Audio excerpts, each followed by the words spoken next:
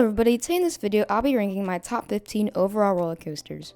With 2021 coming to an end, I thought it would be a perfect idea to go over my top 15 roller coasters, and then I'll do this every year afterwards. I think this is a good way to end out the year for 2021, to go over my top 15 roller coasters and to compare the years to come. But before I get into it, if you're new here and you like what I post, consider subscribing to the channel. It'd really help me out a lot in my journey to 500 subscribers. So if that subscribe button is red, click it to make it gray and turn on the notification bell so that you never miss an upload. But with that out of the way, let's get right into the video. At number 15, we have the Rocky Top Mountain Coaster. This is an alpine coaster located in Pigeon Forge, Tennessee, and is packed in with some great laterals, scenic views, and just a fun ride overall. And another good thing about this ride, this is a very long ride too. It lasts 10 minutes, which is why I think the $14 is worth it. At number 14, we have La Vibora. This is the definition of fun. It's nothing too big, nothing too small. It's the perfect ride for the whole family, and it's just pure fun. It's not too intense or anything like that. This is a coaster that I really want to get back on again, and hopefully I can do that soon. At number 13, we have Super Duper Looper.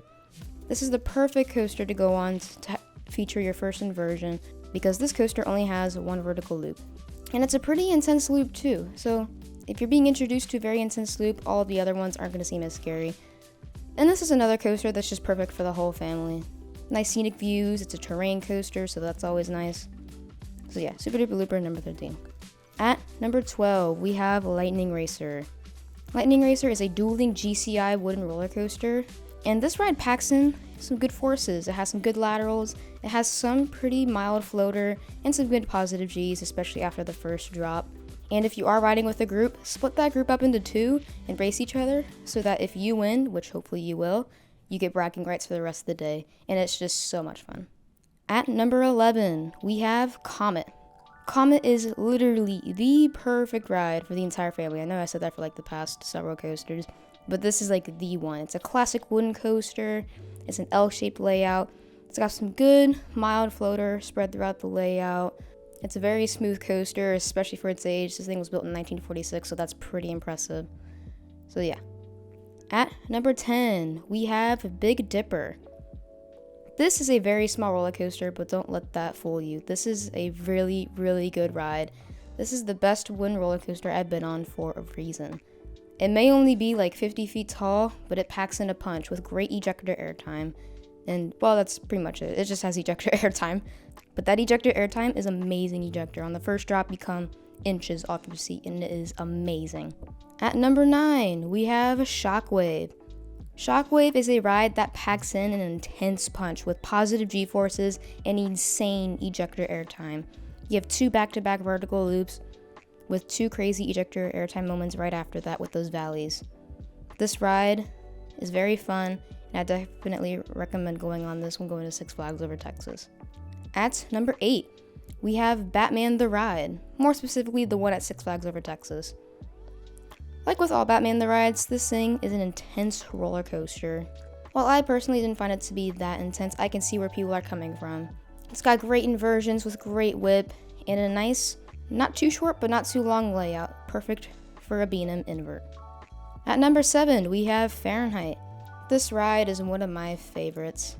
You got the nice vertical lift with the beyond vertical drop at 97 degrees, with a fun layout with a Norwegian loop, a cobra roll, and 2 corkscrews with an ejector airtime held to finish it off. This ride packs in a good punch, and I'm very happy to have it in my top 10. At number 6, we have Great Bear. Ah yes, the roller coaster that started it all for me. This is the roller coaster that helped me overcome my fear of roller coasters, and this ride is just fun. You start off the ride with the helix, which is kind of weird, but it's unique in a way. Then you have an action-packed layout with a vertical loop, an Immelman, a 0G roll, and a corkscrew to finish it off. This is a more graceful B&M invert, but it is still a kind of intense ride, especially that helix at the beginning. So yeah, definitely, especially coming from me, don't miss out on this when we're going to hersheypark. At number 5, we have Titan. This is a very, very underrated hypercoaster, and I don't get the hate for it. It's got really good positive G-forces, it's got a good floater hill, and this ride just packs in an intense punch. You have 2 gray out inducing helixes, and a really good airtime hill with a pretty good drop that lasts a really long time. So no matter what people say, just please ride this and have a good time on it. Because I know a lot of people don't like this ride because of the shallow drop or there's no airtime. To me, that doesn't matter. This ride is very fun.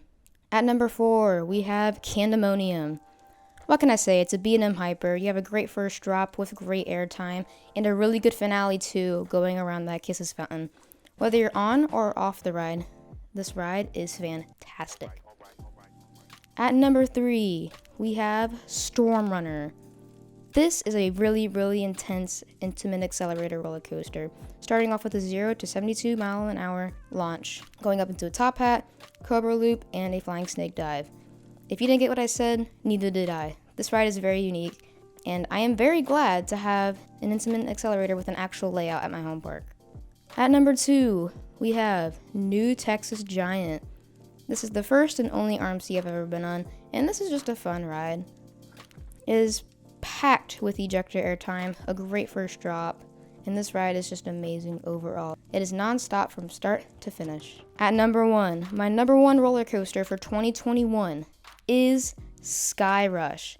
This ride is the most intense roller coaster I've ever been on, starting off with an insane lift hill that takes you up probably at like 20 miles an hour. Then you go down this insane drop with the insane ejector, and then you are thrown into an action-packed layout filled with ejector airtime, positive G-forces, and insane laterals. This ride is non-stop from start to beginning and is my number 1 coaster for 2021.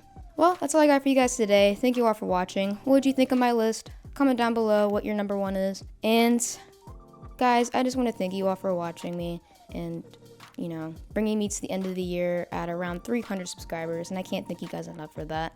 I can't wait for 2022. And starting off the year for 2022, I'm going to do a 2021 recap video. So that'll be fun.